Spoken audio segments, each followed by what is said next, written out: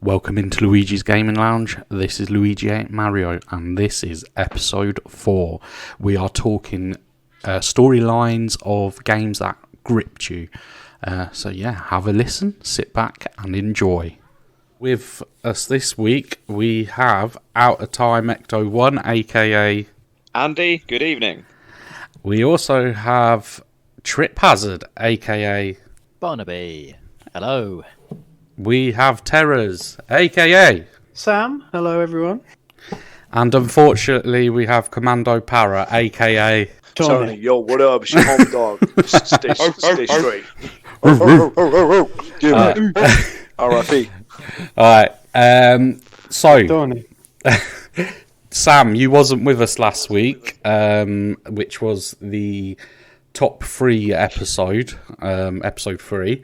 So I'd like to start off with yourself and give you the chance to tell us your top. Explain why 3. I wasn't here last week. Yeah, that as well. Clear cheating on us. So yeah, if With you want to, podcast, scandalous. yeah, probably you've got a better offer apparently. Okay, so like what? So the top 3. Your top 3 favourite. Okay, so I would say that Donkey Kong Country 2 on the SNES that's in my top 3 favourites. Okay. Good shout. Basically, mainly just down to like in childhood with my brother, that was like me and him just played that like just relentlessly over and over. Like it didn't matter how many times we completed it, we would just the replay value for us was just like probably from back then. I don't think we played a game more than we played that, and it's like not only is it a really good game, but obviously I've got a lot of good memories with my brother. And yeah, I say good memories. It was usually me whacking him if I used to die, but he probably doesn't have very good memories. That is good memories. Anger issues. No. And then another one was, now I wasn't too sure really to go with Ocarina of Time or Majora's Mask because Go with Ocarina so you can have a discussion with Barney. well, Ocarina of Time I think has to just it's probably it's got to be in front only because that was the first kind of like full 3D Zelda, and what they were able to do with that in itself, they were able to build Majora's Mask from. Do you know what I mean? Like that game was like kind of like Majora's Mask was they took everything from that game to be able to create Majora's Mask in a sense. So I mean, I loved Ocarina of Time. Barney, what's your thoughts on Ocarina of Time? I prefer all the 2D Zeldas to a 3D. I think your words last episode was, I don't like it. But yeah, I didn't like it that much. Technically, I can. It's an amazing achievement, but personally, it's not for me.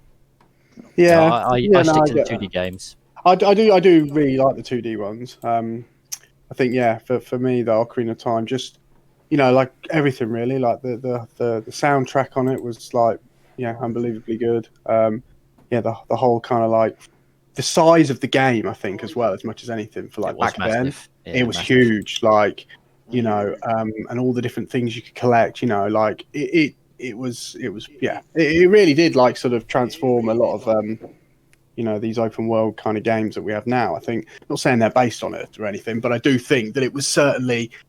I mean, there was nothing that could touch it. Do you know what I mean? Really, in its time, it was just. Yeah. It was Was this on 64 and GameCube? It was on. Yeah, it was on 64. GameCube. It was on. It was on the Wind. If you bought the Wind Waker, you could get the Ocarina of Time. What were they called? Master Quest, I think it was called. Okay, yeah. Basically, it came with the Wind Waker, and then that was my other game. Funny enough, was the Wind Waker. I thought that game was like unbelievably good. Probably my favourite Zelda actually out of all of them. Yes, I've actually grown to like the art style a lot more now. I've matured a bit. Yeah. That I have to say, when it first came out from the art style point of view, I remember thinking like, oh, that looks a bit like a bit strange or whatever. But the game itself, just unbelievable. Like they were my top 3 really. Okay. Well, I'm sensing a theme there. Nintendo. It is a thing. It's shouting Nintendo at me. I was going to put Call of Duty 4 in there, but then I suppose if I take out one of the Zeldas, I would probably go with Call of Duty 4, Donkey Kong Country 2, and The Wind Waker. That is a good shout. They would be my three. Call of Duty 4 was a good game. Yeah, definitely. That was, I think, a turning point especially in the multiplayer FPS genre. Yeah, for I sure. think that's going to go down in history as one of the turning points. I think Definitely. That's like kind of like the golden eye of like the 90s. Do you know what I mean? And like this is kind of like what was it, the 2000 sort of era, wasn't it? Like the millennial sort of. Yeah. It was so much better than any other FPS game at the time. Like it was just way ahead. Even the campaign was like so good. It was much more mature. I mean, it had kind of taken what had happened in previous Call of Duty games, just refined it, just made it much slicker. Yeah, and I think the fact that everything was kind of current, and you had like, obviously like the M4 with the red dot and all that. Like there was no games that had, like maybe they tried doing it, but they executed it like perfectly. Do you know what I mean? And it ran so well, even on console. And it ran so well. With modern day comic, because obviously you had Downhawk, like the films. And also with the modern day conflicts, it's very sort of in touch with that. And like you said, with the special optics and weapons that you could have with it, it was that next stage. And if I recall, Luigi, we used to play that, but didn't we play the remastered version? When they bought it out with Infinite Warfare. Yeah, that's it. And I tell you what, just the map itself, just the play. All the maps were so good. It was just trying to remember, best shortcuts. Where was the dead end? Where was best to go? Where would you cover sort of entry points for other oppositions or enemy players? And it was a brilliant game. So I'll give you that. I think Call of Duty 4 it definitely started again paving the wave for other conflict games, and you talk about Battlefield and other games as well. But yeah, I completely agree with you with that. Actually, I didn't think about you got Medal of Honor, Battlefield, Call of Duty. Call of Duty 4. I think that's where they really sort of I think it was. It really planted the seed. And it was I think for console gamers. I mean, I know you did have, like, say, Halo on the Xbox, the original Xbox, like the multiplayer Halo 2. That was brilliant. And you had the online chat side of it. But I do feel that Call of Duty 4, just like there was more mass adoption. Do you know what I mean? For like, for people in general. Like, and if you're a PC gamer, a lot of people already been playing online for years. You know what I mean? Like that kind of style. But for console gaming, it was just like. It just blew up massively because you could play with your mates. Like it was just so easy. Like join the lobby, we're in. Do you know what I mean? It just worked. Everything just worked on it. Like it ticked so many boxes, and I do think it will go down as one of the best FPS games of all time. Yeah, I'll touch on that because it wasn't until after I played Call of Duty 4 that I dipped my toes into Call of Duty 3. I played through the campaign, and Call of Duty 3 had an online mode, and I tried it out, and actually it was really good, but obviously Modern Warfare was miles ahead. But the jump from the Call of Duty 3 multiplayer to the Modern Warfare Call of Duty 4 multiplayer was ridiculous. The difference. Good shout on that. Very good. I think also with that you talk about Call of Duty 4. I think for the PS2, before then, I think the game that really took it, that was sort of ahead of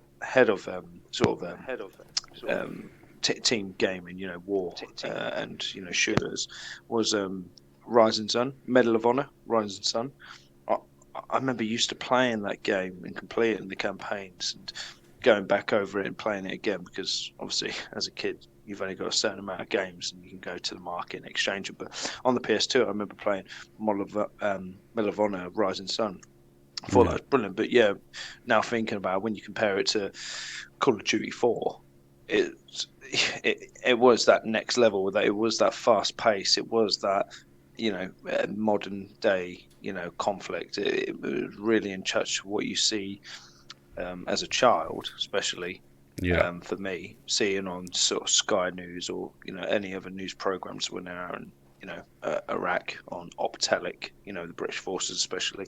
It was very you kind of see it, and then if you've served or sort of things yourself, where you've gone over to Afghanistan. That, you know, from my experience, you go, crikey, this is it's near on. You know, it's on point. You know, with the dust, you know, it's being disturbed when a chopper's coming in. It's brilliant. It's just the little detail that I think really helps with the gaming. It's not as such the rounds going and you hear the snap crack as it goes over you. It's actually the little things of such as the dust movements, the sunlights, the sort of the architecture around you, where it's got, you know, it's dilapidated, where buildings have sort of blown up, or there's cracks in the wall due to dry mud or cement. It's really good talking point, that, Sam.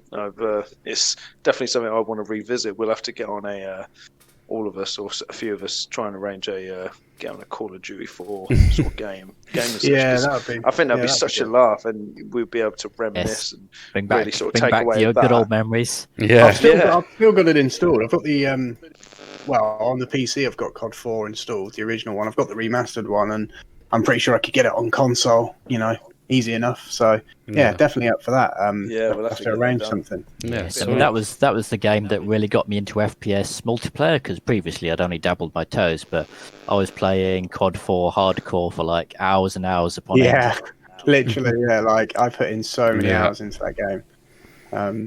Yeah, it was like. Yeah, it was just such good fun. Like, it was, you know, the game was amazing, and for me as well. Like, all my mates, we were all sort of at the time about, you know, I was about 16, probably 17 or something. So it was just like, it kind of just tied in so well with like my age and just the whole like, do you know what I mean? All the timing in that was just like, for me, it just worked, and it was just, yeah, brilliant. And with the age side of things as well, you know, you've got a girlfriend. You lose a girlfriend, but gain a couple of boyfriends by playing that. You definitely lose your girlfriend playing that. Yeah, exactly.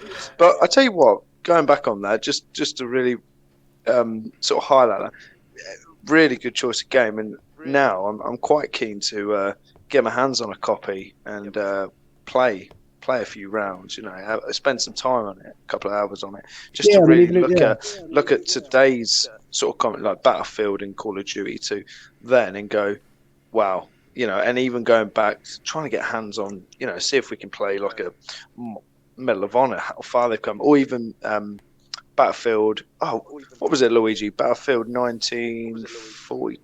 Oh, was it 40, 45?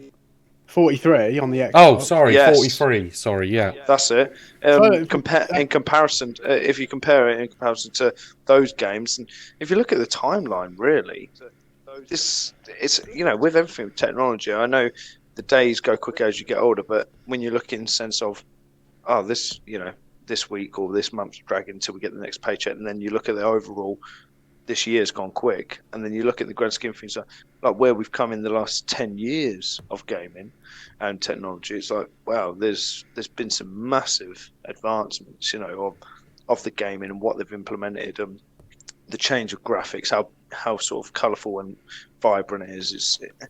It's you know what, you've really hit a talking point, and I'm really keen to try and get my hands on a copy of Call of Duty 4, just to get it downloaded and have a play. Really good to revisit that. Yeah. All right. Well, that was good chat. So, I think now that we've had your top 3, Sam, I think we'll move to Andy. And Andy, are you prepared for the questions that I've put to you? Always prepared. Always prepared. Albeit a little tired this evening. Yeah, tired? So you've been out in that lovely sunshine today? I have. I don't cope well in the sun. It melts me. I'm like a vampire. I'm nocturnal. I thought it was more like a traffic cone. If I stay out too long, I do go like a traffic cone. Fair enough. Well, just so anyone that's listening, the question that I asked was, what storyline of a game or games had you gripped and left a lasting impression? So, Andy, take it from here. Right, so when you said game/games, I still wanted to keep it brief, but I thought of 3 titles: Okay. 1 retro, 1 last-ish generation, and then 1 more current generation. Okay. So the current one is just going to talk quickly. Fallout 4. I was a fan of the Fallout franchise. Ignore the latest release of Fallout, but Fallout 4 on the PS4, it had me gripped from start to finish. Yeah. Really, like, such in-depth sort of character customization, crafting models, the storyline was really. And I'm sort of basing it on. There's so many games out there that you know more than most, Luigi. You dip your toes into and you don't return to the pool. Yeah. But Fallout 4, to me, given the size of the game, I platinumed it. I was playing it for hours on end. The missus was like, "Are you on that bloody game again?" So that's a sure sign for me that I'm submerged into that storyline. Yeah. So that's sort of the most recent gen that I can think of. Yeah. Last gen-ish was Max Payne on the Xbox. I thought Max Payne was a really story-driven title. Right. It also had immense graphics, great sort of gameplay. But I do remember being immersed by that game back then. Okay. But the main one I want to focus on is Snatcher on a Mega CD. Now, from memory, I do think it was released on maybe like a PC engine Right. prior to that, maybe as a trial, I'm not sure. But I played it on the Mega CD. At the time of release, I don't think it sold that well, but it's always been critically acclaimed. It's got a hell of a cult following. But I can never remember people's names, but it was made by like the creator of the Metal Gear Solid franchise. Hideo Kojima. Yeah. There we go. So before he hit the fame of the Metal Gear Solid, he created Snatcher. Right. And I can only describe it as like a Blade Runner-esque, Terminator-inspired comic book noir sort of game. Oh, okay. And it's basically, I think the city it was set in was Neo Kobe from memory. Right. And you play like a detective, and basically what Snatchers are, they're sort of advanced robots that are hiding within human skins. So you have to, again, very much like Blade Runner with the I forget the name of replicants in Blade Runner. Yeah, so very similar to that. But given the age I would have been whilst playing that, I probably would have. It doesn't hold my mum in good light because I think I may have been like maybe 12, 13, 14 when I played it, and it was a certificate 18. Right, you didn't grow up to be a serial killer? Given the content matter of it, and I suppose it was beyond my years in terms of like intellect at that time. It was still enough to grip me from start to finish. And other than sort of RPG titles in the past, it was the first sort of new age game I played that really did grip me. And to this day, Barney will say I mentioned Snatcher no end of times. I really do rate that game, and it plays very much like you're playing through a comic book in terms of the visuals and that as well. It does feel like a real life comic book. So I don't know whether anyone's played it other than myself to sort of compare, but No, I'm just having a quick look on Google at some images. Yeah, I never played it, but I am familiar with it. I do recall. It was my stepdad's sort of. What was it on? Brother? Sega CD. it was Mega CD PC in the UK. Yeah, Mega CD. I think it got released on. It was definitely released on a PC engine at some point. I don't know whether that was just Japan. It was a big release in Japan, but I think Western it was only Mega CD. Was this because again I was thinking Terminator, and I had to Google it at the same time, and it is the game I'm thinking about. Is this the one that you had like a sort of a few options of you've got option A, option B, Yes. C and D. Correct. Yeah, in a way, it's Yeah. like an adventure game. Yeah, I remember, and it takes you down different routes of the game to lead up to the next, section. Or so. I recall this. I didn't play it. It's like a shooting section, but it's mainly story driven. Okay. Yeah, I do recall it. I never played it, but it was a bit too advanced for my age.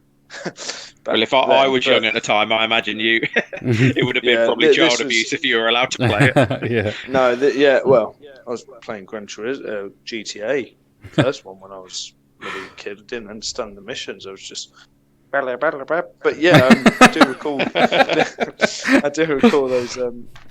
Do recall those guys. I used to think the guys who used to run around, the marathon runners in the white t-shirts, I thought they used to be pigeons or ducks following each other, and I used to run them over. That's GTA anyway. I won't go else with 2D. But yeah, I don't know too much about Snatcher, that game. Barney, or? Only for 10 minutes. Just to make sure it Oh, works. it's like another Luigi in the room. I know. Oh, it didn't more grip games him. than I can play. It didn't grip him. No, I always meant to play it, but it's still. See, sat that on my shelf. surprises me because I think you'd love that game. I probably would. Fair enough. So that's all of your games done, is it, Andy? Yeah. So if I have to pick one, Snatcher stood me. Yeah, it stands with me through the different years as something that really gripped me. But like I say, Fallout 4 was the most recent, and Max Payne's got an honourable mention. I wanted to think more outside the box. I could have gone, like Chrono Trigger or Secret of Mana and RPG-driven games. But I think it's easier for an RPG game to be story-driven because it's the whole premise of that title. I think it's more difficult to have an alternative game with a really solid storyline. Which, going back to Call of Duty 4, I think someone touched on it, the campaign of Call of Duty 4, for the type of game it was a really solid campaign and a really solid storyline. Yeah. So they really tick all the boxes. And the branching they ticked all past the the boxes. different characters that you could control, and the I fates think of you those felt characters quite- as well. It's really advanced, really mature Yeah, writing there. I think. you felt quite like attached to the characters as you were playing in the game. Do you know what I mean? You kind of felt like, as you went through it, you were like, like you had Captain Price and all the rest of it, and you were just kind of, I don't know, I feel like the game emotionally got you more like involved than a lot of the other sort of Yes. first-person sort of It's like they games. took a bit more care and attention into it rather than a rinse and repeat. Exactly. It wasn't Yeah, just a shoot 'em up. It was a shoot 'em up, but there was story there. There was heart. There was character and atmosphere. Yeah, you could tell that the developers really went and put, they didn't just kind of put it together and think, right, yeah, we know this is okay, we'll put this out. You could tell they really We would know have got people involved. lie, it doesn't matter. Yeah, and they went through it like a fine tooth comb, pretty much, and they made sure it was like, it was a masterpiece, really, when you think of it. Like, it really was. For its time, most definitely. For its time, it was revolutionary, really, like in terms of. I think it would probably still hold up today. If you picked it up today, it'd still be solid gameplay. It's not like some of these other games where you pick up the controls and it's absolutely diabolical. It still would play 90% probably as good as any other FPS out there. And I'd go as far to say is that particular game, I mean, FPSs, let's be honest, PC, keyboard, mouse, FPS, I mean, until you actually play with a keyboard and mouse for a period of time and then go back to a controller or whatever, they are better on PC. But that particular game, that definitely was way better on the console than it was the PC. I've had this argument before with friends who've like got PC and they've got the game. They say, no, what you want about it? They had like, you could have mods on the PC. You could have, you could have your own servers. And I was like, okay, I get that, but I want about from a gameplay point of view in terms of like the way the game sort of felt and it played, and it just wasn't. I played both, and I'll almost like it was optimized for console. Yeah, literally. I played both, and for me, I mean, it's my opinion, I suppose, but I just think that it was just a better game on the console. It was just better, and that's very unusual, for an FPS game to be better on a console. I mean, the consoles and that have come such a long way now. There's probably few and far between. Do you know what I mean? But back then, like going back then, PC was always better anyway. Do you know what I mean? Like, but that game really sort of brought it, to the next sort of level, really, on console gaming for FPS games. And I do think a lot of games have built off the back of that. Do you know what I mean? Going forward, and and it's it's a really good game. Yeah, fair enough. Right, well, Barnaby, it is your turn to have your say. Yeah, so I'm glad actually that Andy started off with Snatcher, so we're going from one Hideo Kojima game to another, because I've chosen Metal Gear Solid. Okay. Because I think that was the first game that really stood out, that had a feel like you really were acting in your own kind of action movie. Yeah. It had all of that kind of sci-fi, techno thriller vibes to it. The really complex, convoluted plot. All of them are sort of pseudo modern day, near future setting. The threats of nukes and nanotechnology and cloning and stuff like that.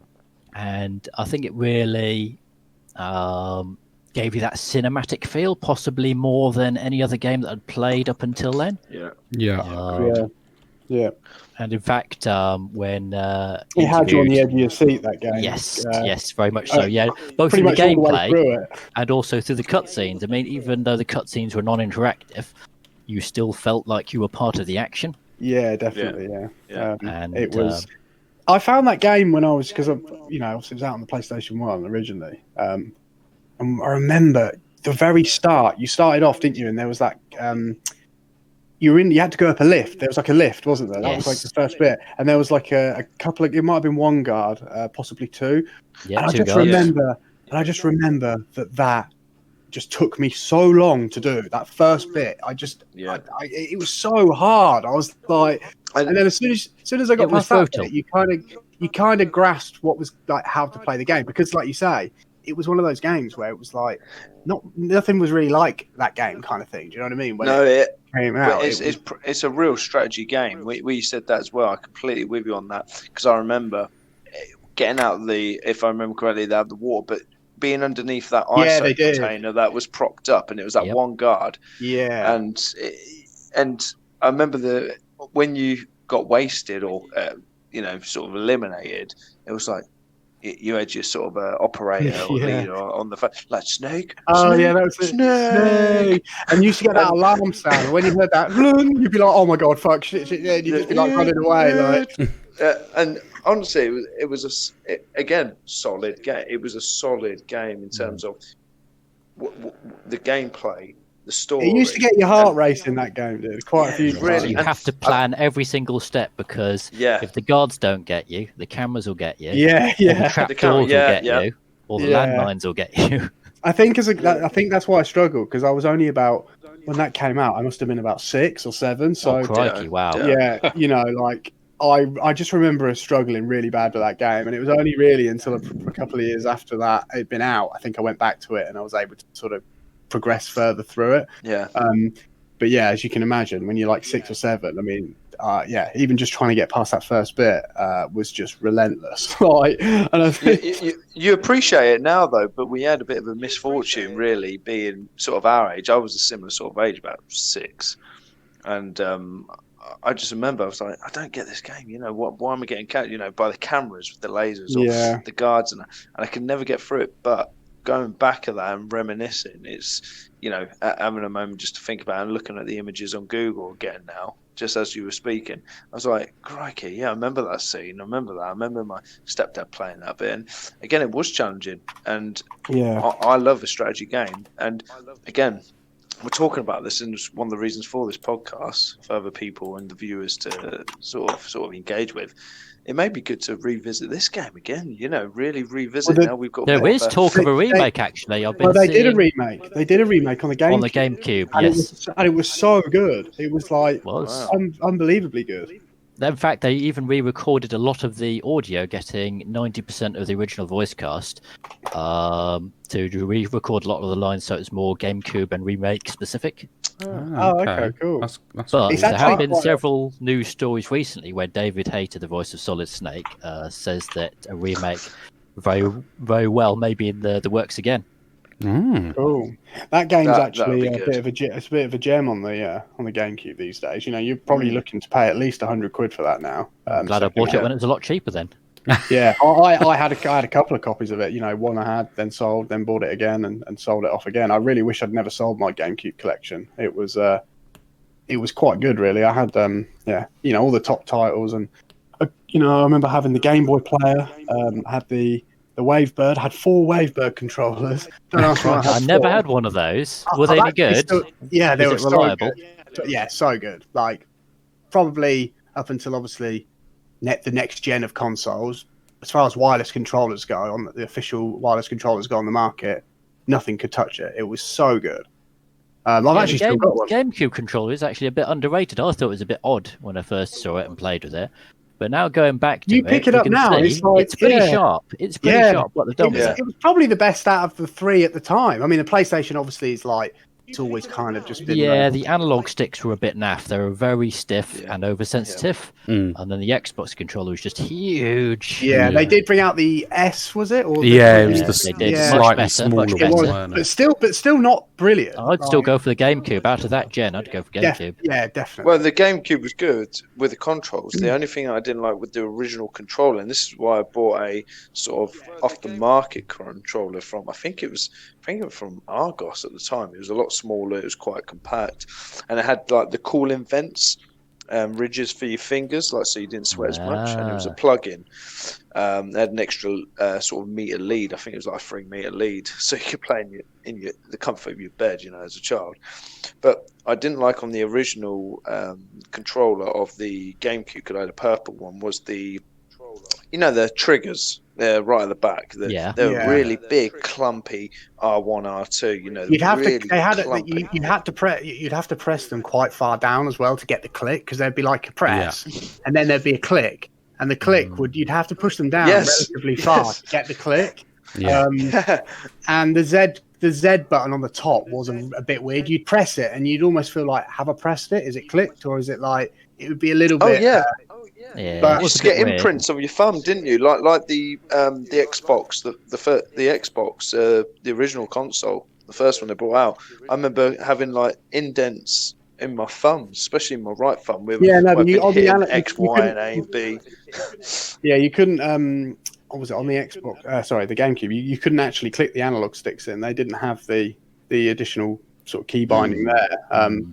But they were no. Overall, though, I do still think definitely. Three controllers, they were really good. Yeah, out of that gen, definitely. Yeah. So actually, just one more mention as well, because there was an obscure release of Metal Gear Solid as well, which is also on the Game Boy Color. Don't know if anybody ever played that, but it was actually amazing what they managed to cram on the little 2D only low color system, because they actually wrote a whole new story. So it's almost like an alternate timeline, completely separate from the PS1 Metal Gear Solid. So I do recommend that as well to any retro collectors out there. Strongly recommend. Do recall it, but never played it. But definitely recall it being advertised. I don't think I've actually seen even an image of that. It's obscure. It's obscure. And you said it's on the Game Boy Color? Yeah, Game Boy Color. It's also playable on the Game Boy Advance. I had both of them. The first one, Game Boy Color. Metal Gear Solid. It's also called Ghost Babel in Japan. Oh, Ghost Babel, yeah. Oh, cool. Oh, I did not know. Game Boy games and Game Boy Color. That is really cool. I'm just looking at some images, and that actually looks quite good, to be fair. Give it a go. I mean, obviously you could use a backup to play it out. Of course. No, I strongly recommend it to anybody who's into retro games, because that is an absolutely solid... it's not even a remake. It's an entirely different version of Metal Gear Solid, set in Africa rather than Alaska. Oh, okay. Cool. Yeah, it's good. Good to know. You learn something new every day. Look. I aim to please. Exactly. Sam, so you're up now. So, what have you got to say? So basically, I mean, I was just trying to think of a game that I played, and it was kind of like stayed with me, the story and all the rest of it. And Resident Evil 4 for me came to mind. Yes. Yeah. That was the introduction. I believe I might be wrong actually, but when they changed the camera angle, is that right? Mm-hmm. I might be wrong. They might have done one before that, but they changed the way the game, sort of the mechanics of Resident Evil were played, in terms of like... Previously, it was pseudo 3D, where you actually a fixed camera angle. Then I think Resident Evil Code Veronica was the first true 3D game on the Dreamcast. That's what I was thinking in my head. I was like, I'm pretty sure there was probably one that they did do it with. But the angles they chose were a bit awkward, so even though it was 3D, it wasn't ideal. And then they weren't proper over the shoulder for Resident Evil 4. Oh, it was a Resident Evil 4, yeah. So I felt like that gave a whole new dynamic, obviously, to the Resident Evil franchise, and obviously the way the game was played. But not only that storyline in that particular game was so good. Another one of those games where I feel like you could complete it and quite happily just go, I'll play through that again. You didn't really feel too bored. I felt quite engaged with all the characters in it. I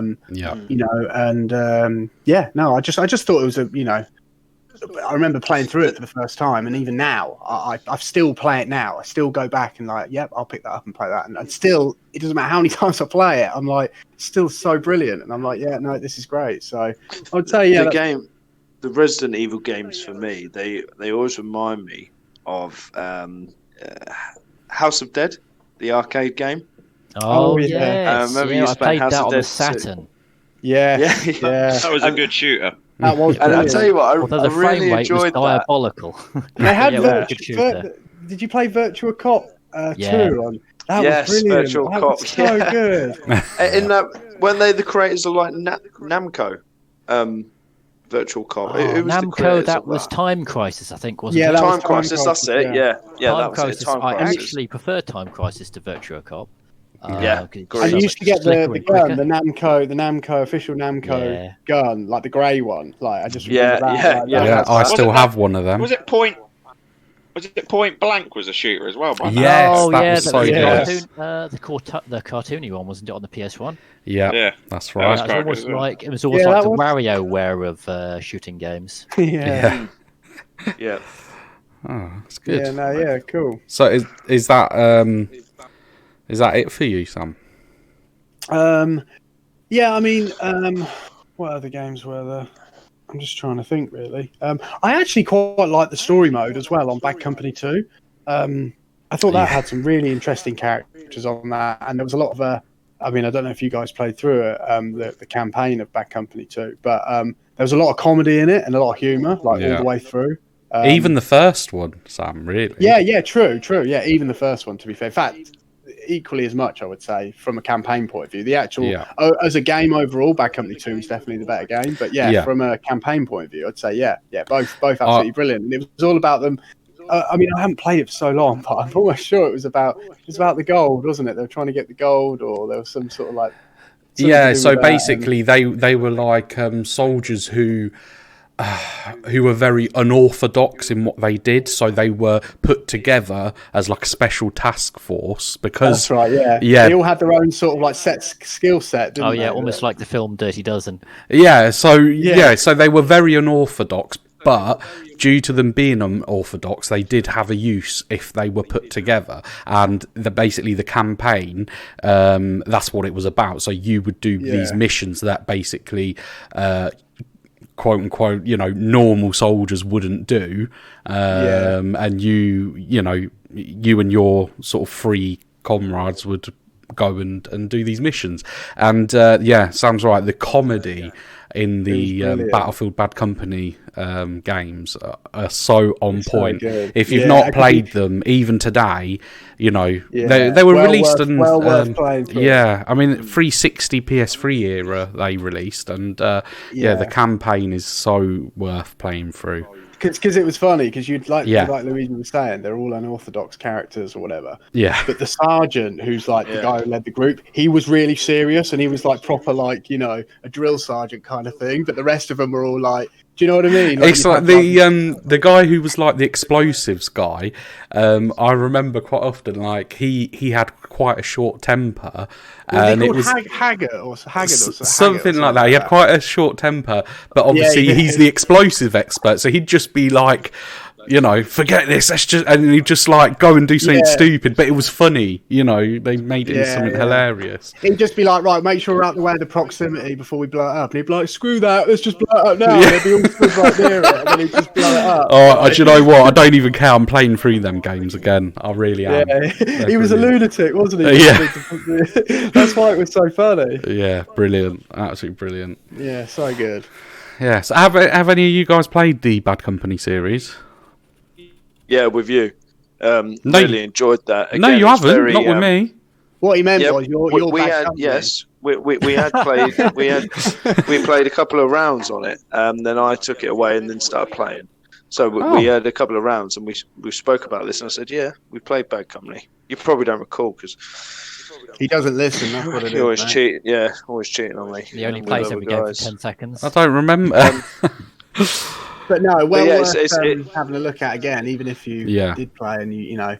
In fact, like you say, Luigi, now that we've spoken about it, I think I might have to go and play the campaign again, to be fair, just because. I think Bad Company, the first one, isn't on PC. I think it's only on console. No, it's only on console, yeah. But obviously Bad Company 2 is on PC. It was very clunky as well. On the console. But because I'm pretty sure it was when the Frostbite engine came about for Battlefield games. It was like Frostbite 1.0, wasn't it? Yeah, something like that. And it really was clunky, and the gameplay was pretty bad, to be fair. But just the story mode, was the campaign really makes up for it. But they polished everything up for Bad Company 2. I mean, don't get me wrong, Bad Company 2 is kind of a little bit clunky still. Not on PC, but it certainly was a bit clunky on the console. But it was a massive improvement over the first one. But as far as campaign goes, like 1 and 2, both brilliant. So well worth a play. And they're still, I think they have quite the following because people still now are still wanting a Bad Company 3. That's one of the most asked one for years, haven't they? It's one of the most asked for Battlefield games because how good those first two were, like the campaign. Obviously, now the Battlefield games are very serious games, whereas the Bad Company series of Battlefield was a bit more of your light-hearted, FPS games, story mode games. So but really well done, and really well received, to be fair, by all the Battlefield heads. So the Bad Company 3 would, if that was announced, I wouldn't be hesitant to purchase a copy. Oh yeah, definitely straight away. No, good shout. Right, Tony, we're on to you, my friend. Yes, mate. Well, when you sent us out the questions the other week, I had to sit back and think of this, and again, I've gone for sort of the generation before and the latest generation. So for me, there was 2, and it follows on from Red Dead. The first one was brilliant, and the second one for me, it was they sort of improved on things, implemented other things as well, and obviously they got great feedback from the fans. And I played Red Dead, the first one, a couple of years later. And then it was only 2 years later I started playing Red Dead 2 when it came out on release. Yeah. And again, you get so engrossed in the game, you kind of sort of orientate yourself in the game, sort of find your surroundings, sort of work out what the buttons are, what special skills you got, and doing these sort of side missions to sort of embed you in the game. And as you go along, you start investing time into these characters, especially your character being Arthur. Yeah. And again, I won't go into too much detail because again, for opportunity for everyone else to give their sort of opinion if they've played it, and anyone else who's listening to the podcast and leave a comment. But for me, I really found the story mode where you had the side missions and you can help, sort of distressed individuals like women or doing these sort of secret missions, and I still receive notifications of have you seen this secret, or there's always little Easter eggs about, and I think it's so important in a game like that. It keeps it alive, and that's very typical of Rockstar, hiding things in their games like that. So it keeps it relevant for years. They really do. With these Easter eggs, it's well planned. It's not the case of a game with a platform being built and going, right, this is how the good games people played. There's so many different directions and deviations from that. But for me, when I invested my time with Arthur, you see other characters who have got different skills, those that you trust, those that you have kind of suspicions about, and those that actually turn on you, and you go, oh, crikey. But for me, It was very much like watching The Office, the American version. Right. I've watched that 3 times now over, with like a good 2 years grace in between of watching it again, and I still think, I wonder how they're doing. But for me, with what I'm trying to get at is the emotion side of things. When I found out that Arthur was passing away due to tuberculosis, spoiler alert. Crikey, it really sort of got me, and I felt so upset. And then they started doing this sort of a monologue sort of play where he's riding, he's reflecting on his life, conversations that he's had with certain characters in the game, and it's all put together as like an archive of his life, that journey you've taken with him, and you kind of take a step back, and it's a bloody game for crying out loud, but I'm welling up now just to go, for fuck, he was really a good guy. He was just very straight, very white in terms of his expressions. He just didn't show any emotion. But I don't know about you guys, if you've played it yourselves, but how did you find it? Because for me, I kind of got so invested into that game. I'd come home from work, do a bit of training when I was, before COVID was bad, I was training. Then I would go, I'm going to spend a good 4 or 5 hours on of Red Dead Redemption 2, and then, call it a night. And I used to remember, my sort of weekends or my lunch breaks at work, sort of checking out these sort of maps that people with or apps that they had come out, where you could go, have you gone to Blackwater, have you done this, if you go this way you could find a rare animal to a moose or a white leopard or something like that to kill, and trade the fur or craft something else. And again, it's that crafting scene. But for yourselves, what did you guys take from that? Because for me, my emotions got really torn apart from that. Yeah, it's one of those games, I think, even for me, once you start to play it, it is hard to put it down, because you want to find out what's happening next. Do you know what I mean? Like, you sort of almost can't wait until you get on the next time, because a bit like a good TV show, I suppose. Once an episode comes to an end, you can't wait to watch the next one. And so that's a really good choice. Really good choice. See, I played both Red Dead games, and I absolutely loved the first one, and I thought it was a fantastic story. And I completely agree with sort of Tony's description of the whole sort of the game in general, the series in general. Yeah. But Red Dead 2. It didn't grip me as much. Now, don't get me wrong. It was a good story, as far as I got. But my God, have I never known a game to overcomplicate itself as much as Red Dead 2 did. Agreed. And to me, it likened... It was so much like real life that it was no longer a game. So in day-to-day life, you have to do things like, you have to take a shower. You have to have a shit. You have to wash the dishes. You have to cook dinner, because otherwise you starve. None of those things you enjoy. Yeah, you do it because you have to. And then you fill your time with the choices of things you do enjoy. Whereas Red Dead 2, to me, there was so much unnecessary crap that you had to do. Yeah, it's my... Oh, my God. Again, going back to the previous episodes, I felt like I was in veterinary medicine simulator 1 minute, or MasterChef the next minute, or cartography class the next minute, and lawnmower simulator. Exactly. And I love an open world game. I love going off the beaten track, but I don't enjoy spending 80% of my gameplay time keeping myself just living. It was too much like real life. Too much micromanagement. Exactly, and I think Rockstar were trying to be too clever for their own good, because I know I'm not alone in that. I know some people love it, and I know some people hate it. So a game like Red Dead 2, it should have been a home run, much like Cyberpunk. But in Rockstar's case, I think because of the name, they're coasting on their reputation, and it's a fantastic reputation. But where do you go when you've achieved such perfection with the GTA series, with Red Dead the original?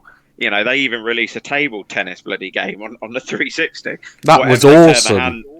It was whatever they turned their hand to. Even Bully, that game Bully, whatever they turned their hand to, it's like gold. Rockstar is, and I think maybe they were trying to think, right, how do we better ourselves? And whatever they did, for me personally, they overcomplicated it to the point it was feeling like a chore rather than a choice and a pleasure. Yeah, I love the graphics, love the storyline, but the gameplay just made it, well, less than playable. Okay. Yeah, whereas the first one I think was, near on perfect. Yes, the first Red Dead was amazing. One of my favourite games. It only barely just missed out on the top 3 favourite games of all time. Yeah, me too. Well, I had to think that as well. Again, the first one was brilliant, and you sort of invest your time with John Marston, and then you go to the second one. For me, I thought the second one, I don't know if it was, it could be an element of I'm not playing catch up like I was with everyone else who had played Red Dead, the first one. But for me, when I was playing Arthur Morgan, it was just the little things where again, you talk about Rockstar really invested times there. I don't know the time here with sort of integrating chores with the game, medicines for the horse, but also other sort of Charles Darwin in there. You had Nikola Tesla, you had other people, and then you had the sort of mysterious characters like Gavin. You see his friends sort of going down the sort of route of worry, but also becomes a bit of a schizophrenic, really, and going, Gavin, I'm trying to find my friend, and he's searching for years as years go by, and you see him, and he's sort of become grey, weary, and old, and and then he forgets what he's doing. He's kind of lost his track where he was actually going in life in this game. I know it's virtual, but I can understand that what you say with the whole medicine, the whole the chores side of things. Having to I've got gain more provisions. I've got to replant some stuff. I've got to feed my horse. So I can have that burst of energy. I can see some people would enjoy that kind of thing, but as I'm getting older, I get less patient with stuff like that. Yeah, but, you've only got so much time to enjoy your gaming. Yeah, exactly. Definitely. Yeah. But again, this is where did they introduce this to maximize the game length? In terms of play, to go, we'll at least gain 6 years, but so it gives us enough lead time to create the next, I don't know, GTA, 6, the next sort of game that they create. So it gives us enough time to work out what avenue they're going down next with that game, with that with that sort of series. So I don't know, but I really enjoyed the game, and it could be partly due to me playing catch up from the first one. But this, for me, because I managed to get that game on the day of release, Red Dead 2, I thought it was fantastic. What I would say though, for me, the multiplayer mode, I spent a little bit of time on there, and then I revisited, probably 4 months later. I didn't like it, and it's good that you had the option to create your own character, but because I was so heavily invested in Arthur, I wanted to be Arthur. I wanted to transfer all my, tools, my crafting gear, my weaponry over to there, especially from the sort of special missions that you do. You gain special weapons and from these tasks. Once succeeded, but for me, I didn't enjoy the online because you'd get idiots shooting you. You kind of want a mature platform, and you didn't have that with that game because that was probably me and Barney getting fed up with feeding the horse. We probably thought, sod it, we're going online just to shoot some shit. But again, I didn't know. I hear what you're saying, Tony. Is because the same problem in the original Red Dead Redemption. There's a lot of people just not really in character because I think much more than a lot of other multiplayer FPSs, even though a third-person shooter, I suppose, actually. You need to be more in character, more living the cowboy lifestyle, I think, for it to work. And when players don't do that, then I think the multiplayer loses a lot of its appeal because you need the right kind of character to be playing that. You need to kind of abide by the culture, I think. Yeah, and follow, like you say, follow that cowboy sort of virtual life, because you're not going to just randomly, go and shoot. Exactly. You want that interaction, with somebody else. It's not. But you lose the depth and the magic, don't you? Well, yeah. The whole pretense of the story and the era. Yeah, you'd expect that from GTA, but you wouldn't expect it in Red Dead. Is basically the simple way of putting it. Yeah. But you probably got the same players playing both platforms. Exactly. True. And they see guns and they treat it the same. Yeah. Yep. Yeah. Very true. But my final one, though, it was just that I really want to jump on. The other game that really caught my attention, that I spent quite a few hours on, and I know people have been talking about it for years. And funny enough, there's been a lot of release lately that they would turn it into a TV series. Is The Last of Us. I've not played the second one, but the first one, I thought that was brilliant. It's something that you just had to, didn't you? Oh, is that yours? Oh, right. No, There we go. We're done then, so we'll leave it there. But no, let's do this. No, let's have this conversation together then, because that's exactly. I was going to say, why not just do a joint? Let's have this conversation well, together. Luigi, I've had my 10 minutes. It's time to hand over to you, mate. No, it's fine. Well, a fantastic game. Same as you, I haven't played the second one as of yet. But the first one just blew me away. The opening scene for it, where you start off as Joel's daughter, and she's in the house on her own looking for her dad. It just set the mood instantly. And if I'm not wrong, I believe when the dad comes to the house, he's been sort of struggling with the neighbour, and the neighbour is obviously has turned into I can't even remember what they call them now in the game, but it's basically a zombie. And is it the clacker? No, a clicker. There's a clacker and a bloater. I'm gonna have to look now. No, clickers are they're sort of like stage 3, I think, of like the zombie stage. But the neighbour comes smashing through the patio door, and obviously your dad Joel, who you play as mainly, obviously takes him down, and you're basically running.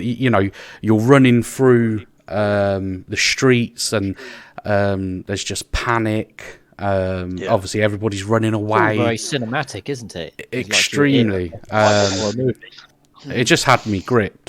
So, like I said, from the beginning and throughout, I was so invested. I was listening to every little word. When I played that game, I had to be zoned out from everything else, because I was so invested in it.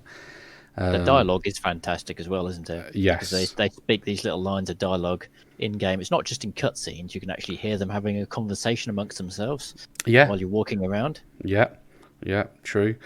But that game for me was just, what can I say? I remember them credits rolling when I finished that game, and it was just like, I don't know how to explain. It was literally like a massive, like, I was like, like, do you know what I mean? Like, because it felt so amazing, and I was both saddened and happy that it came to an end. So yeah. Well, it's true to say that. Again, I had the same sort of feeling. It was that stream of emotion, of happiness, but sadness. But you have to go through a series of events to get there, and you got like Barnaby said, the cinematic side of things. You sort of it is a film, but you're playing that sort of film, and I think with that game, it gives you sort of a modern day twist of what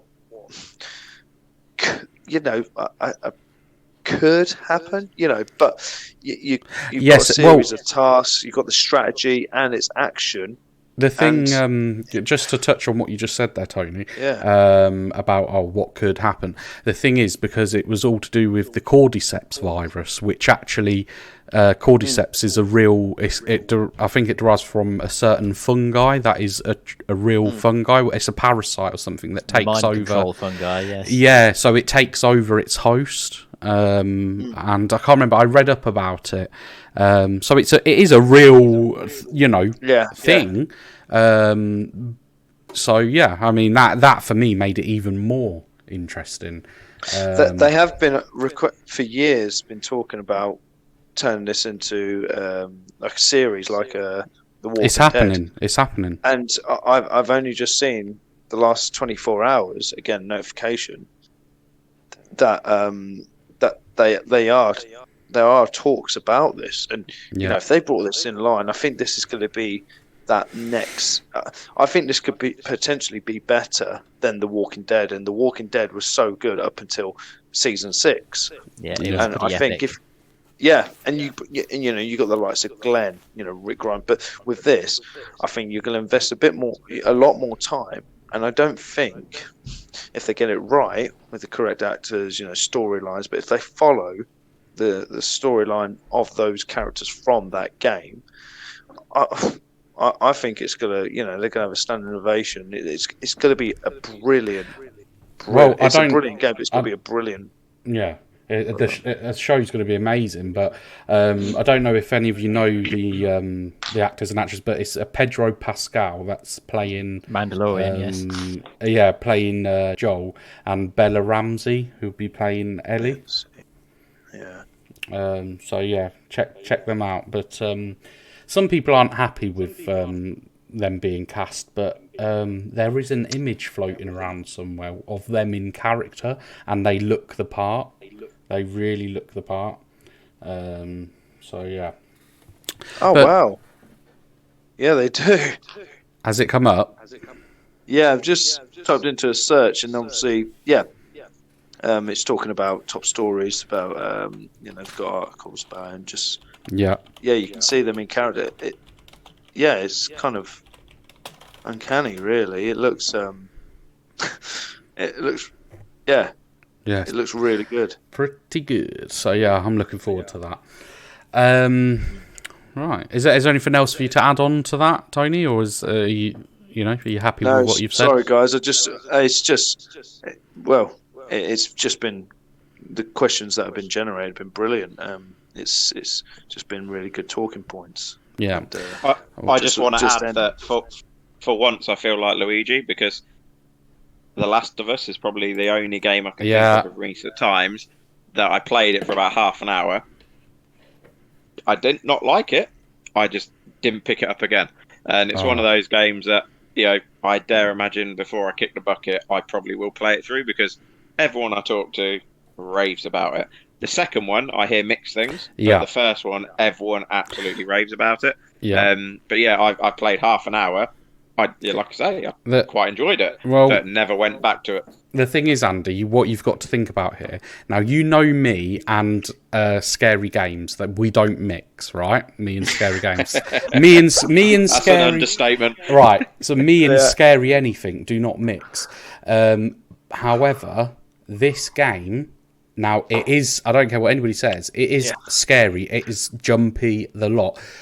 It had me so invested that I was willing to put myself through that to see the story through. That's how much, The real question is, are you going to put yourself through the same story of Resident Evil Village? No, because I haven't done number 7, which both you and Sam both have been trying to recommend me to play through. You got to play number 7 with VR. 7 is terrifying. Yeah, no, it's VR, not even worse. It's not happening. I'm just going to add, because I did have The Last of Us on my list, and I just also want to bring up, because this game, especially at the time, the series had a lot of bad press, I think, and it's true crime. Now, you've got True Crime Streets of LA and True Crime New York City. Now, I don't know if any of you have had much you know. I dabbled with the original True Crime, but I wasn't. It didn't set my world alight. Right. Well, for me, but I didn't give it enough time to establish a story in it. Yeah. Well, the storylines to me, they, you know, yes, okay, they weren't the best games in the world, but you know, for me, it had me hooked, and I loved the fact that you was playing this sort of this cop or undercover cops, and you could literally go to anybody on the street. Like, if you was driving along and you thought, you know, somebody looks dodgy there, and you can stop and you can frisk them, and you may find contraband, you may find, you know, weapons, drugs, whatever. You could even search people's the boots of their vehicles and stuff like that. And you would get like radioed over the, you know, thing to, oh, there's a emergency here, or there's a hostage situation there, and it's all open world. So it felt almost like a little bit like a Grand Theft Auto world, but you was playing as the good guy as such, you know. I played it briefly, the LA one, but didn't they have some sort of stars in there? Some rappers or something? I think possibly the New York City one. Let's have a look. I believe. I'm sure they had a few guests. They had a very good soundtrack, those games. Very good soundtrack. No, they had Snoop Dogg. That's it. Yeah. Snoop Dogg. But yeah, I think this is very similar to Sleeping Dogs. When I played it, if I'm not wrong, it's from isn't it from the same people? Because I know Sleeping Dogs. Prior to that, because there was going to be another true crime game, and that's what, from what I remember, that's what then turned into the game Sleeping Dogs. Yes. And again, Sleeping Dogs for me, fantastic. I loved it. Absolutely loved that game. But I played a little bit of the LA one, but I spent a lot of time playing Sleeping Dogs after your recommendation a while back. I think this one I had the Xbox one, and I loved it. You know, when you had you were chasing a couple of individuals, or there'd been a bomb go off, and then you'd fight a gang, you know, to get the answers and where you were going. But yeah, I played a little bit of the LA game, and reminds me a lot like Sleeping Dogs. But yeah, like you said, if they come from the same creator, so it makes sense. Yeah. So, but no, for me, you know, they had me hooked. So yeah, that's all those. So, has anybody else had any with true crime? Any experience? I haven't played it, I'm afraid. Yeah, I played that game. Yeah. Yeah, I really liked it. What? Both of them, or the first one? Or? I only ever played the first one. Oh, okay. Yeah, but I thought, I thought it was really good. I really enjoyed playing it. Yeah. There you go. So go play it, people. Right. So I did have another question, but I wanted that to, because we're already over an hour here. So I did actually just want that to be a bit more of a group discussion, to be honest. So, I mean, should we do a bit of a free for all here with the next? Go for it. Yeah. So let's have a 5-way. 5-way, you naughty boy. Delicious. So I asked, obviously now that we've got the next generation of consoles, what features would you like to see implemented in the future?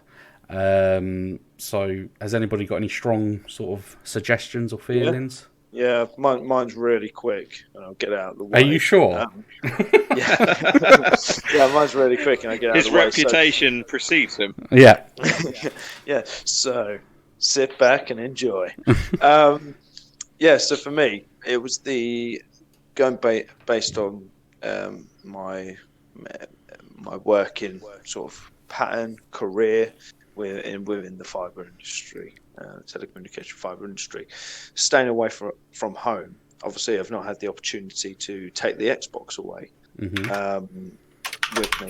So, in in a nutshell, I'd like to see some form of sort of an entrepreneur sort of move with hotels to speak to or have this conversation with Xbox, for example, or PlayStation, to have the option of where they used to pay for additional channels back in the day. If you want some alone time, wait.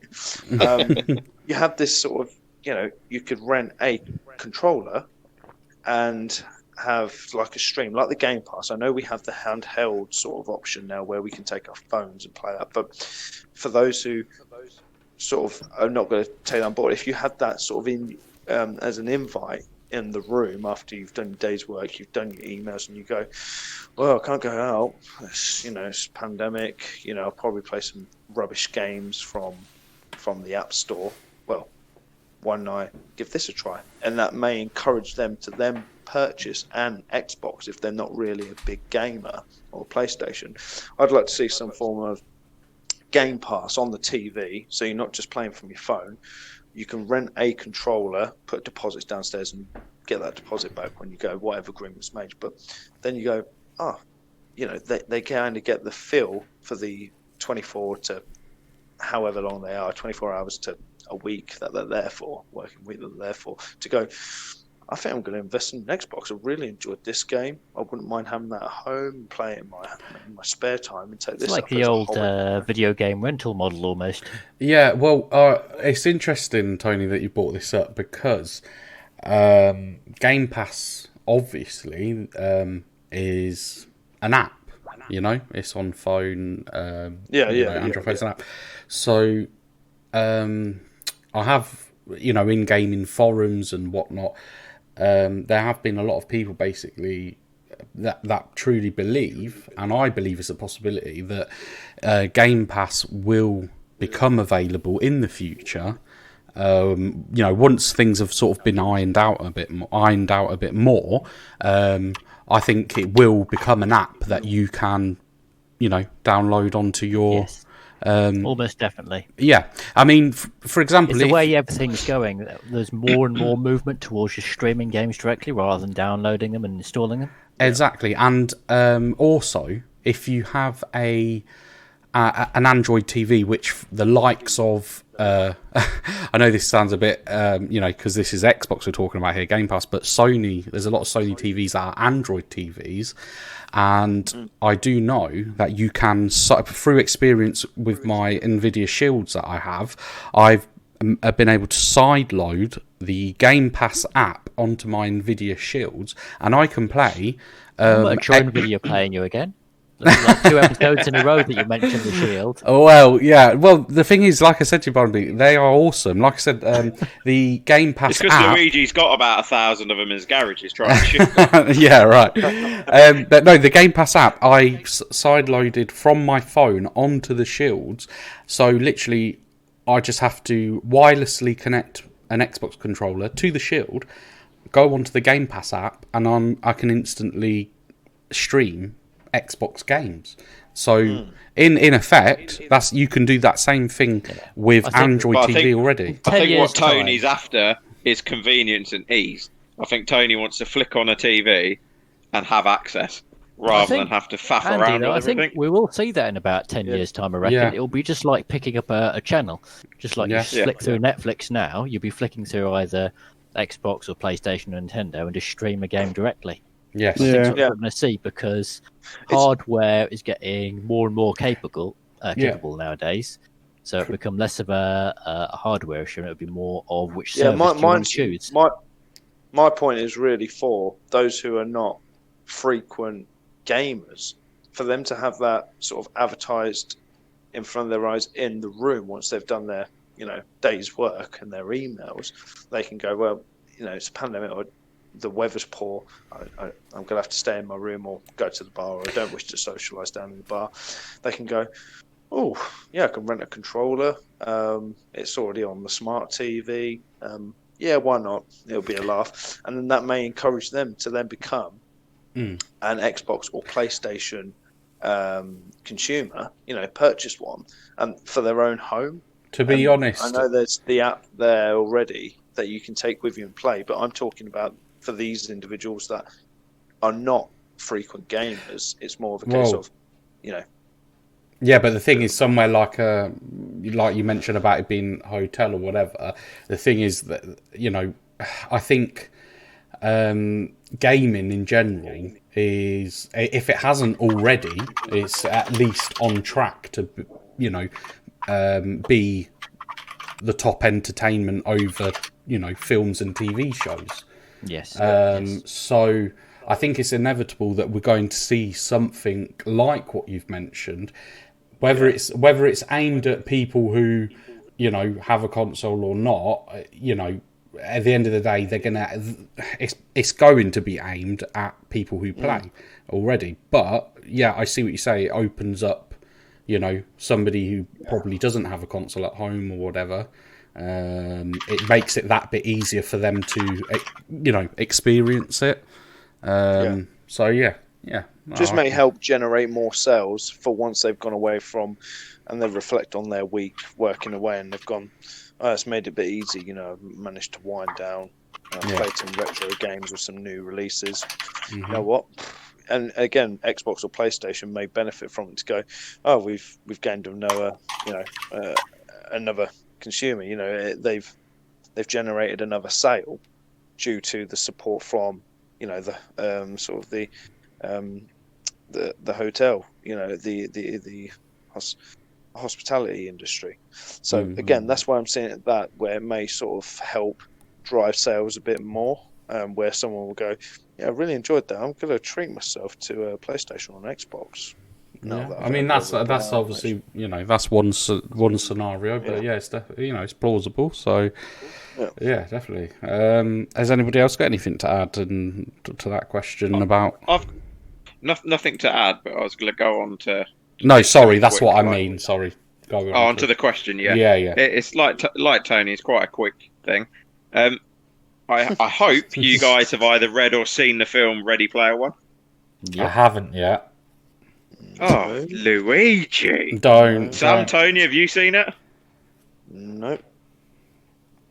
I don't know. I can't remember if I've seen that. Ready Player One. Tomorrow, it's a Sunday. Hopefully, none of you guys have got work. Watch Ready Player One. It is literally a video game film filled with little Easter eggs from the 80s, 90s of films and video games throughout the entire film, and it's directed by Spielberg. It's a great film. I'm just going to give an honourable mention here to one of my followers on Twitch, and my biggest fan, Affy Benz. He actually recommends that movie. He was shocked that I hadn't seen it, Andy. I'm shocked. Yeah. I think I have seen this, I'm almost sure I've seen it. So yeah, I think I'm going to have to give it a watch. Well, anyway, within this, the whole sort of concept of this, he goes into like a game, doesn't he? Like he puts the VR thing on. He goes into correct. It's X amount of years in the future, and there's basically a massively multiplayer online game, or it's not a game, it's a world called the Oasis. And basically in this, there's a big divide in sort of society, rich and poor and so forth. Yeah. And a lot of people are using this game as an escape mechanism to become who they want to be and to live a life they can not otherwise live. Yeah. So without the sort of politics and the corruption, I'd love to see like a big, massively online multiplayer game, cross-platform, massive server. But the reason I want this is I grew up playing Ultima Online, which was probably one of the first massively multiplayer games back in the day, and I think it was 97, 98 I started playing it shortly after release. Yeah. And from that, I must have invested 3-4 years of my life, met friends over in America, actually met them in real life many years later, and so much good came from it. But it was a game where you could literally go on hunting parties, you could build properties, you could decorate homes, you could become a tailor and have other players wear your named clothes. Wow. You got missions to follow. It was set in medieval times, but you could be whoever you wanted to be in the medieval times. Yeah. And I'd like something that's not story driven, but it's something that you can be who you want to be, within a massive world and create a true alter ego, something that's not going to be a phase or a fad that people play for a year or two, something that you can fully invest in, and sort of really lose yourself to that next level. And if you incorporate with the likes of VR, watch the film Ready Player One. Something like that would be immense. So you want Ready Player One, the video game? Yeah, without I want something like the Oasis. I think that would be brilliant. And basically, the Oasis in Ready Player One is where you put on your VR, you suddenly take on your avatar, you customize your avatar, but that is who you become. And then within it, you can go on missions, shooting missions, you can play games, you can chat, you can basically just be who you want to be. And it's just a fully immersive experience. If not the VR side, I know you've got Warcraft and things, but Warcraft again is it's pigeonholed. It's combat driven. Yeah, and you got to like orcs and that sort of that sort of world. Just something like I say, something truly immersive where you can lose yourself in it, really invest it over the years. The other thing I'd like to see, which will happen, is ease of implementation of VR technology. I love the VR on the PlayStation, but I never use it because it's a pain in the ass to get out, and all the cables and the size and everything like that. This will happen with time. Obviously, it's gonna start going nano. Well, we've seen it with the Oculus Quest. When people ask me about VR, I like it when you can put on a pair of it's as easy as putting on a pair of sunglasses. Exactly. Yeah. Something like that. I would have been playing it a lot more than I am now. The kids, to me at the moment, I've got the whole setup, and it's very much someone comes around. Oh, you got VR? Yeah. Oh, let's have a go. And it's like a showpiece. I never find myself putting it on to enjoy a gaming session because it's just too much fucking hassle. Yeah. It's like playing Red Dead 2. VR simulator. Yeah. Well, going back on what you said about the virtual world playing, just thinking about that, it made me laugh. Medieval times. How crap would it be if you got the guillotine or put in the stocks and you'd be like, well, this is crap. And you have to stay you get to play as a peasant class. Tony was putting the stocks, and we were chucking rotten veg at him. Yeah, no, I'd turn myself into a prostitute, and then I'd probably see you in the game and then start taunting you and be like, no, you can't get these, you can't, well, what was milkshake about? No, you can't get this ale. You can't get this ale. Well, I'm shaking my boobs, but obviously I don't get boobs. Still, believe it or not, this game I used to play back in the day, we're talking like 2D, 3D-esque top-down view, dated graphics. Oh, wow. And you used to walk around corners sometimes, and basically it was all text. So to type, you had a text box, and it would pop up on the screen when you were within the vicinity. So unless you were within like earshot of someone, you wouldn't see their text. And unless you were gilded up, it was open text, much like passing someone on the street. And sometimes you'd literally just be walking through the forest or walk into the wrong house, and you bump into people and the text box would pop up, and they were actually having whatever you call it, they were typing like sexual stuff to each other. So whether they knew each other or whether they were just partners in game, but it's like really explicit stuff. And again, I was playing, I was probably 14, 15, 16, and I was reading this like, this is fucking amazing. Stuff like that. But that's how open world it was. It's like, but you used to buy houses, furnish houses, and everything like that. Did you ever play? But at the same time, kill a dragon. Andy? Say again. You ever play RuneScape, Andy? Because that sounds slightly similar. I've heard of it, but I haven't played it. Give it a shot. It's probably not as in depth as Ultima, but there's a lot of stuff in there. And I remember seeing, I don't play it, but my brother does, and I remember seeing the marketplace, and it's absolutely mad because everyone's like shouting out the prices of their gear all at once, and the screen is nothing but a sea of text bubbles. Yeah, but I imagine that's how the marketplace in Ultima would have worked.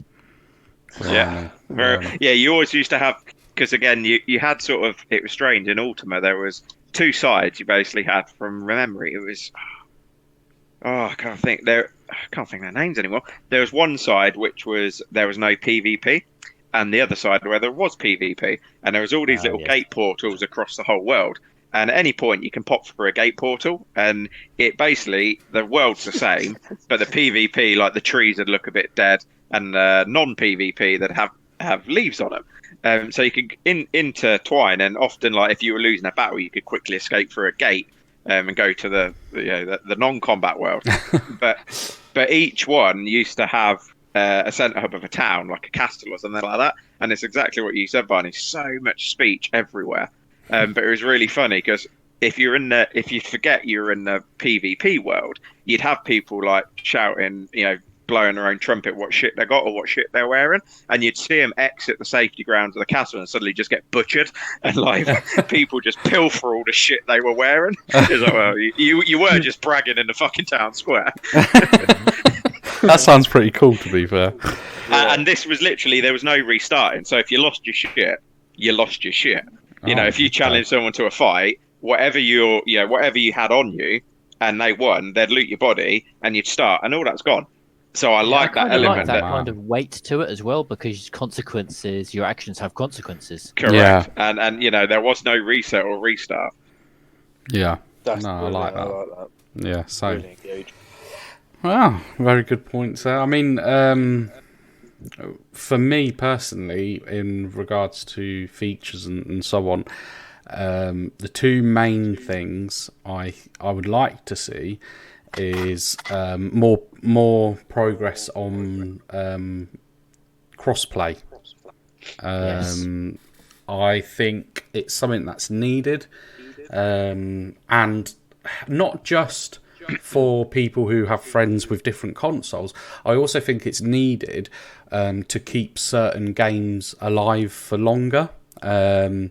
Because if you're restricted to a game being played on one console, and the player count goes really low, of course, they're going to look to close the servers.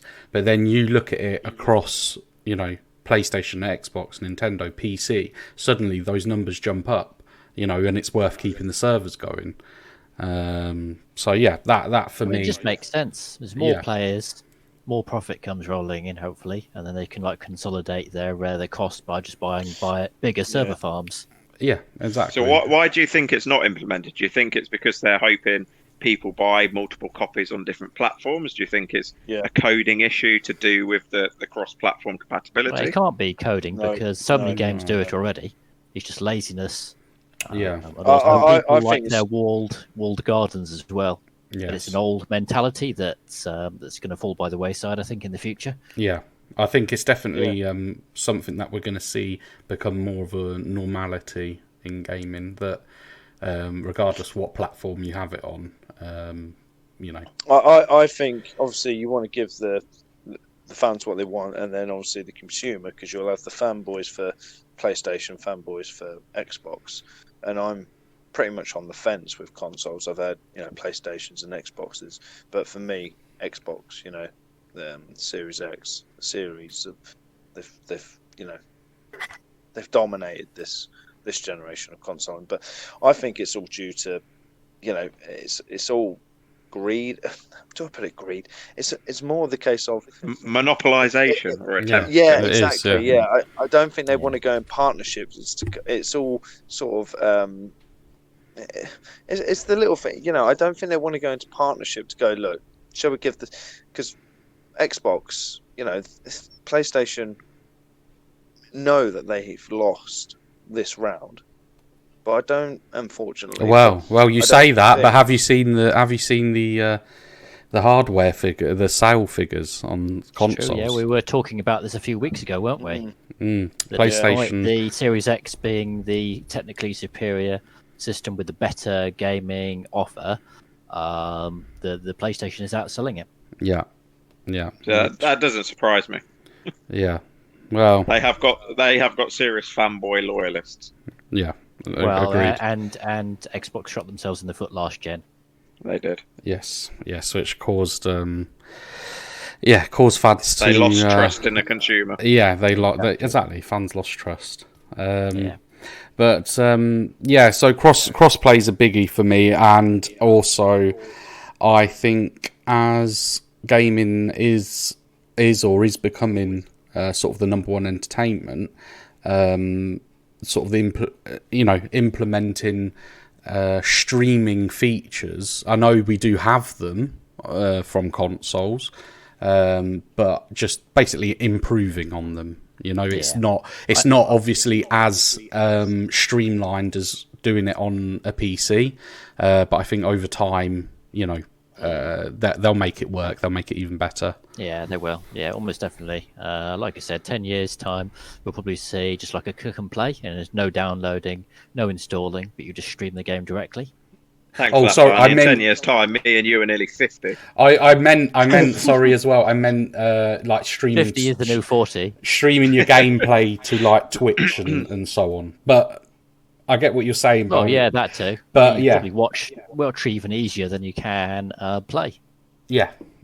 So and with it being like you said, the biggest media enterprise in the world, then you'll probably have even more viewers watching players than ever before. Yes, exactly. I think they're obviously, I know we've got the likes of YouTube and stuff, which obviously isn't just for gaming; it's for all sorts of videos.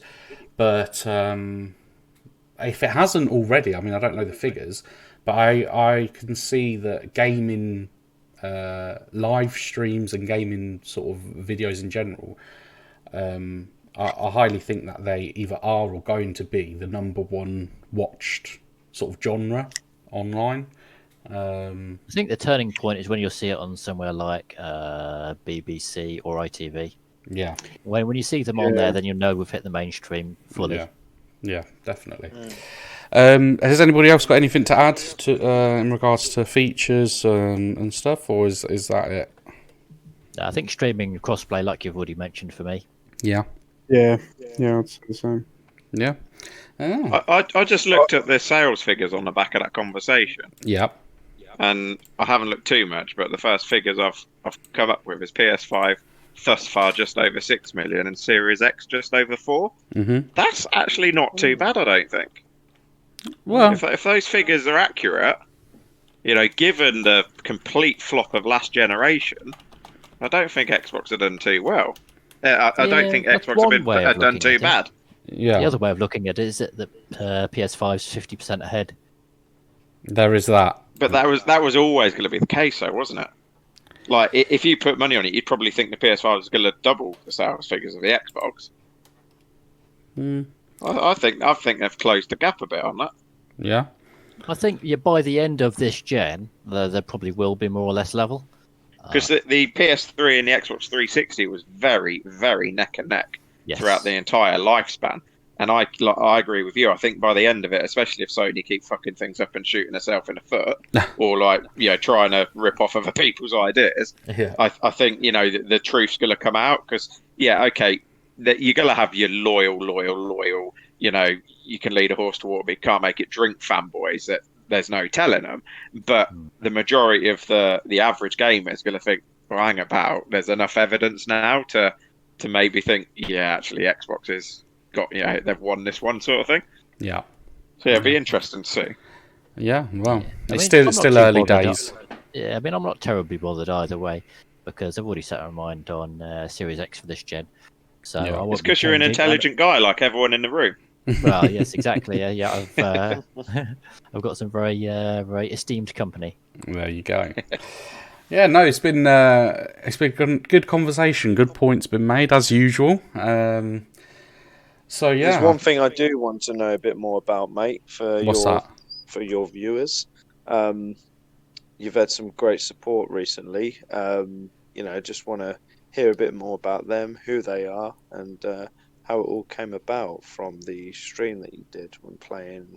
I believe it was State of Decay 2. Talk a bit more about that briefly. Yeah, just briefly. No, it's actually been quite a good week for me on Twitch. Bearing in mind that I am just a very small drop in the ocean of the whole sort of streaming sort of system, whatever you want to call it. But no, I think in total, I'm just trying to. I believe I gained 7 followers this week, which doesn't sound a lot, but when you come to think, I've only done, I think, 3 streams. For me, that's very good. And all of those followers interacted with me. One of them was so kind to actually give me 2,700 bits on Twitch, and also gifted a subscription as well. So yeah, it definitely was like a confidence boost this past week. Not just that day, not just because of the bits or the subscription gifting, just the fact that I had 7 people follow me this 1 week. So yeah, that's it really. Many more to follow. Yeah, hopefully. So if you're not following me yet, get following. What are you playing at? Well, no, that's really good news, mate. I'm really happy for you, and obviously for you to get the recognition and new connections with other gamers. But for those, if they're listening, those who have given you support that you've had play with and been gifts. I will just say quickly, actually, shout out to Quads, one of my new followers. He has got over 1,000 hours in State of Decay 2, and he asked me if I would like any items. So I allowed him into my game, and I'm not joking you when I say it was about a whole hour he was at my base dropping loot for my supply locker. I have loads of ammo, loads of meds, loads of facility mods. He's literally just dropped loads, and he just said, because I said, how can I pay you back? You give me so much stuff, And he was like, don't worry about it. I just want you to enjoy the game. So you don't have to worry. You can just get what you need and enjoy the game. And that was amazing. Does he play Red Dead 2? Gaming, isn't it? I don't know. It's the beauty of gaming, really. No, that's what I mean. Yeah, that is. Connecting, speaking to different people from, of different nationalities or, who are not from our area. They may live a couple of hundred miles up the road to, different nationalities over the water. But it's really nice, you can sort of establish new friendships overseas. Like Andy's touched on, I know a couple of other people who are gamers and they've met, people from Poland, Germany, from it was a World of Warcraft game, online system, game. That's amazing, mate. I'm really glad that you managed to have a really good game, and it puts a bit more life into that game, because State of Decay 2's a brilliant game. But again, if you're not playing with friends online and you're just doing the survival missions, the little missions that pop up, it becomes quite repetitive. But it's a really good game if you're playing with friends or other people online. It's brilliant. So that's really cool of him and other people who've managed to support you. And it's brilliant news, mate. No, yeah, thank you for bringing that to my attention.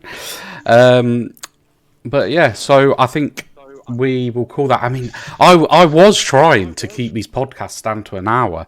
Now we've been running for like an hour and 40 here, so to anybody listening, hey, look at feature-length films. Every decent Oscar-winning film has its length of time, doesn't it? There you go. But no, I hope you guys have enjoyed this episode. It's been a pleasure again. Thank you. Yeah, as good. Always. Good. We shall see you soon. That has been episode 4. And if you enjoyed that, don't forget to look me up on all socials. Also, don't forget, I also stream on Twitch. All my socials are Luigi Ain't Mario. Hope to see you there soon. See you next week.